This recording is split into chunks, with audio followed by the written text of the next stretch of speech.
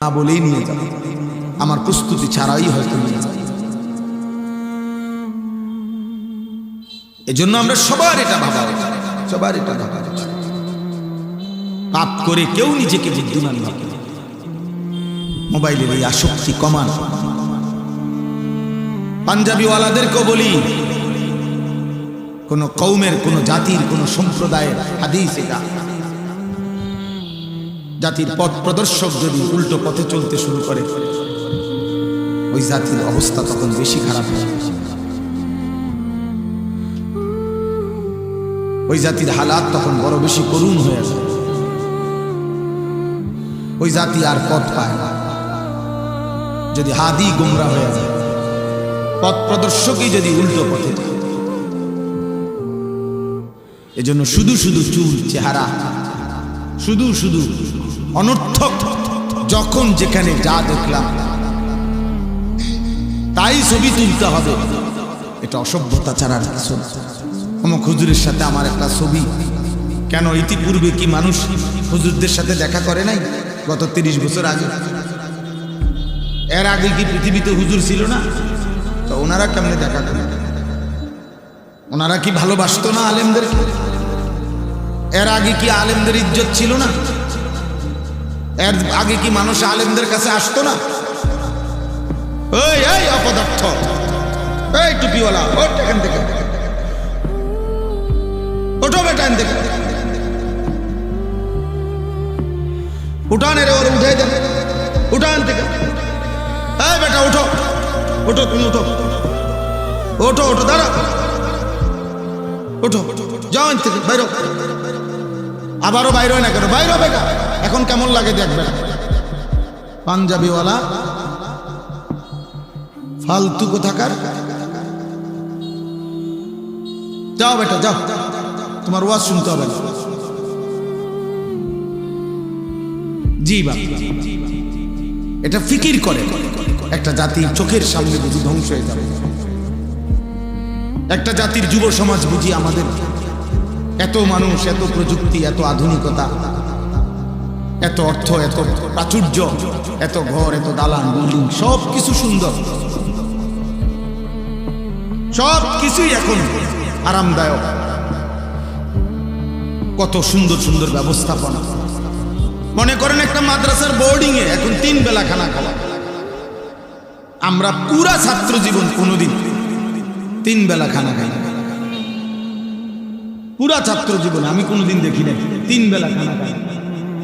আমাকে আমলে মুছি ছিল না।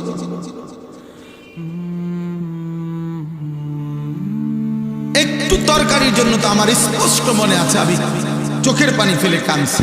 ভাতের প্লেটে আমার চোখের পানি পড়ছে, একটু ভালো তরকারির আশা। তাহলে এখন কত সুন্দর ব্যবস্থাপনা, 3 বেলা গরম ভাত খাওয়া,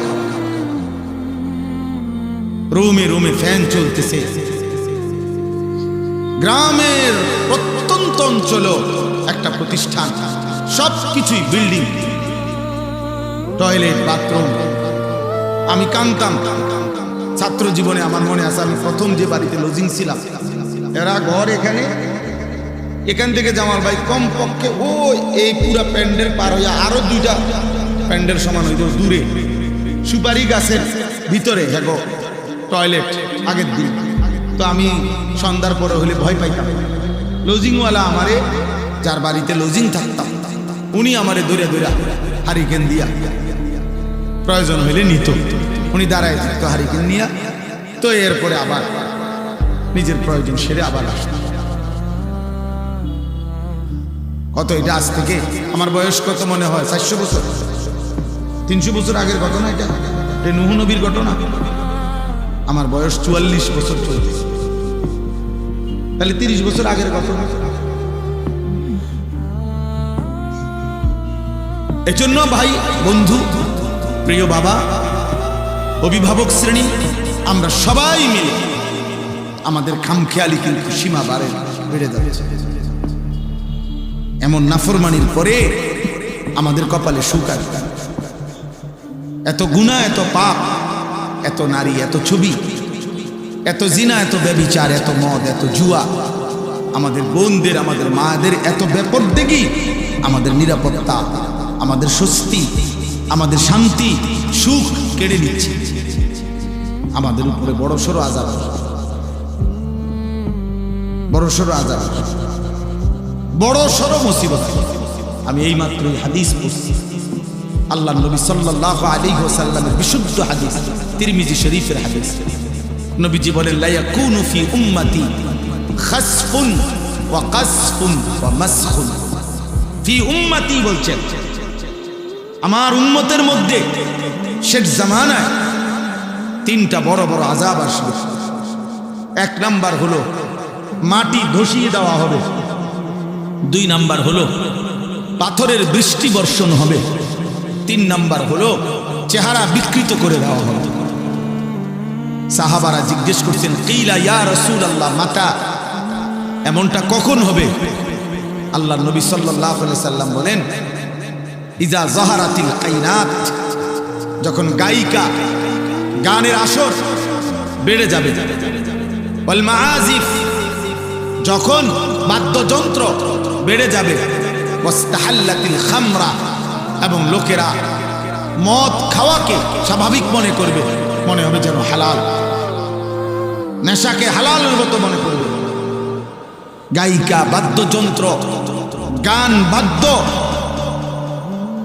নারী, নর্তকী, নৃত্য, এটা যখন ব্যাপক হারে বেড়ে যাবে,